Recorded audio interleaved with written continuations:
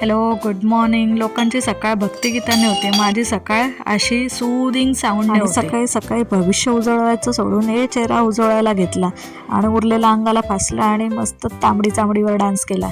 आज for a change लोटाभर coffee घेतली आणि बसली एका कोपऱ्यात जाऊन.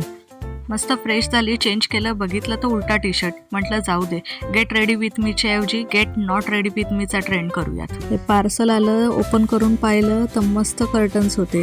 लक्षात ठेवा मित्रांनो, लोकांनी किती केळं दिलं तरी हारायचं नाही, आपण केळीच्या बागा लावायच्या. दिवसभर आराम केला राव, त्याचा काय व्लॉग करायचा आहे. रात्रीचं मस्त जेवण करून नंतर पायनॅपल खायला घेतलं. पण डेअरीचं काहीतरी वेगळंच म्हणणं होतं. डेअरी आणि बाईचं म्हणणं कधी टाळू नये म्हणतात, म्हणून आम्ही निघालो गोडाच्या शोधात. वाटेत एवढी कुत्री शांत बसलेली, मला काही बघवलं नाही म्हणून त्यातल्या एकाला बोलवलं. म्हटलं काय विषय आहे.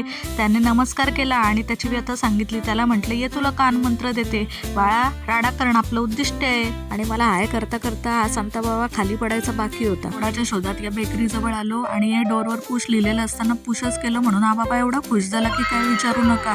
म्हणाला तुम्हाला हवं ते घ्या, सगळं फ्री आहे. असं म्हटल्यावर आपण सोडतो काय. सगळ्यात महागडे चॉकलेटचं लोणचं घेतलं, पेस्ट्री घेतली, सगळं मनसोक्त हादळलं. तेव्हा कुठे जाऊन डेअरी प्रसन्न झाली. आणि आठवतं तो म्हटला होता सगळं फ्री आहे म्हणून ही बरणी घेऊन आली.